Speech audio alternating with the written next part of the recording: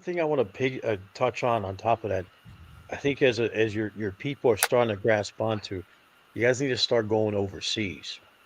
And the reason why is for a few different reasons. I'm going to just share with you. I was born and raised in this country, been to 35 countries, lived 7 years outside the US.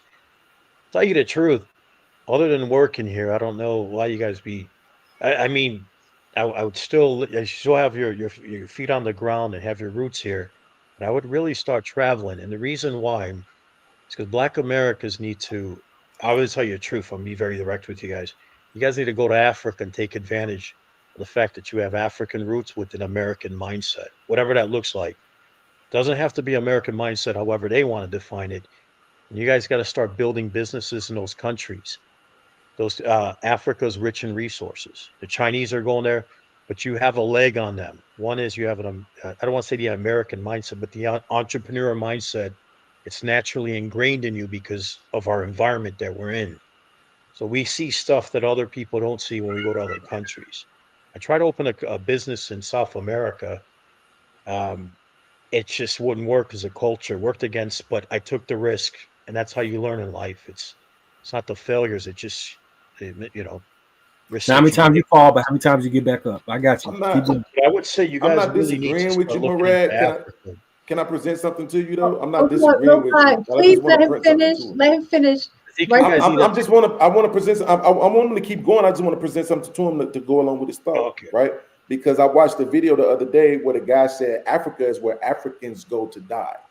He talked about how you can be an African, right? But you live here, you shop here, your bank accounts is here, you work here. Like he was basically saying that Africans, they whole lives is everywhere else. Germany, Greece, Britain. They go to school, Britain. Yeah, Like everything they do is everywhere you guys else, are but Black Africa is the American. place where they bury them. So how is it somehow different for them than it would be for us It because you're is it is suggesting that different we for you. go I'm over gonna there and build? I'll tell you what I do know about Africans that I've come in contact with from Africa and then Black Americans. It's different. Number one, you can go to Africa. Let's just throw a number out there. Say you went with $10,000 to Africa Mhm. and you developed an app that delivered like Grubhub, whatever, and then you had your app and you start develop you. I'm telling you, it doesn't require a lot. You could start building on the ground, and if you wanted a second passport, Ghana is offering that to Africans from the diaspora. So you get a second passport from Ghana, gives you access to all of those African countries. So obtaining that second passport, get it through Ghana, and then have access to all those African countries. You have a leverage on them. You only got to spend a $700 on that shirt or sweater that costs them $10 to manufacture in Asia. I'm going to tell you, I've been to Bangladesh. 80% of their damn exports are clothing that cost them $2 to make. You guys spend 100 some dollars on. You can go to these places. If you can get, I'll tell you a great idea. I have access to 100 factories. I've been to all these countries building relationships. You can get somebody famous on board. This is what you guys need to do. You need to somehow partner up with these famous black rappers or whatever and say, listen, hey man, I want to create a shoe after you or whatever, 50-50 Mhm. or 20, whatever, however you want to work it out. And you use their name, their brand, and you go manufacture the product. I think Fubu did that. I could be wrong. But this is what it's not going to take a lot for you guys to do this. You have access to that. I'm not, I was originally from Chicago. I just moved outside Chicago recently, but I've always been from Chicago. From the inner city, Northwest side. But Where at? my, What area? near Belmont and Narragansett area. You know what that's at? Wow. This Steinmetz High School right here, Yeah, right down the street. right down the So, street. Chicago's, I'll tell you what it is about Chicago's most multicultural. segregated city. Chicago's multicultural, but very segregated. I think the That's a second fact. most segregated city behind Los Angeles. This People is a don't get it. problem because it's segregated. Yeah, you go to school, you might hang out with people of color, but then you go back to your neighborhoods because it's Mhm. segregated. That's a Mhm. problem. I don't think they'll ever resolve that. It's not by accident, it's by design. And that's even before I even got there. And I grew up with everybody, so I don't really have a problem with all that. People don't remind me there's a race. People remind me, like I'll give you an example. went to a salsa club. I know these two Puerto Rican guys, and I know how to dance salsa. So I'm dancing salsa. They come up to me. They go, hey, my name's Rod. Hey, Rod, growing up, man, we always thought you were we thought you were a Arabian guy, a Puerto Rican trapped in an Arabian guy's body. They're telling me that. Why can't I just be myself? And I like salsa, right? Right. So my point is like you always have people that will, that kind of stuff just throws you off guard.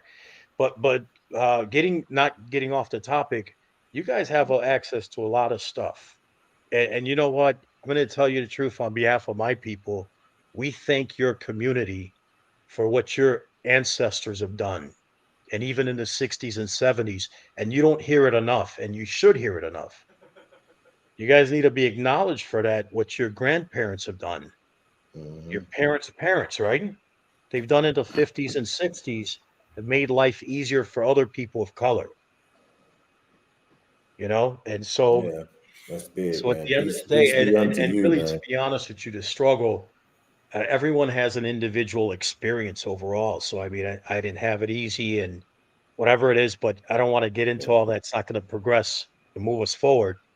I will say this. I listened to, when I was in my early 20s, the opera singer Pavarotti. Someone asked him for advice.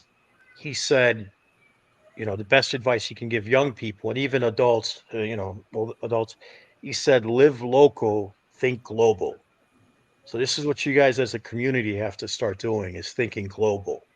It's no longer the Chicago or the United States. How do I go expand even further? And what resources do I have, or what advantage do I have based on my ethnic background? You can go to Africa, tell them, hey, don't tell them you're African. Say I'm Black American. You have to distinguish the difference, because I hate to tell you guys this. You guys are one level higher than the average African in Africa. They see you as educated. They see you guys as progressing. You may think you're held back, but no, not at all. $1 trillion in combined wealth every year. Come on, you'd be the eighth largest country on the planet. You guys Changing are the not looked narrative. down on, you're looked up to. I think the problems, though, is that within your own community, you have that internal struggle, internal issue, Mm-hmm. and Mm-hmm. you guys are constantly emphasizing those internal issues. But it's kind of like that stepchild. I mean, what are you going to do? You know what's there. So how do you move forward from it? I think it's going to take action.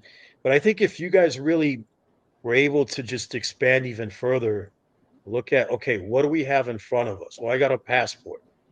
What else do I have? Well, I'll give you an example what Africans have done. There's over 100,000 Africans that live in China. They're exporting clothing and other products to Africa. So now they have that link, and then they have Africans selling it on the ground in Africa. And I think you can steal those type of, that tribal mentality, so to speak, because that's what they have. It's a tribal mentality. Everyone has it. Well, Black Americans have it also. But I think it's a different type of tribal mentality. When I say tribal, I mean like from the aspects of traditions, and you know it better than I do. But like I said, I would But never. yeah, it goes to what you were saying earlier about not spending $700 on that shirt, right? Because you talked about the marriage rate in the 50s, right? Well, in 1960, right, when the marriage rate was still high like that amongst Black people, my research shows that the average Black man made about $9,900 a year, while the average white man made about $17,000 a year, right? And yet we were still married at such a high clip. Well, nowadays the average Black man is earning 45K, right? So all of a sudden he don't make enough money. Right, when the average white man is making 55K, which is about, it's like the same difference in earning, it's still the same, but somehow we want to keep saying the Black man don't make enough. No, you want more. You want bags, shoes, trips, vacations, and all this other stuff. You want more, which is exactly why you should contribute. As the average person, you should contribute to the funds in the house because you want more as a woman, right? So because you want more, then you should contribute more.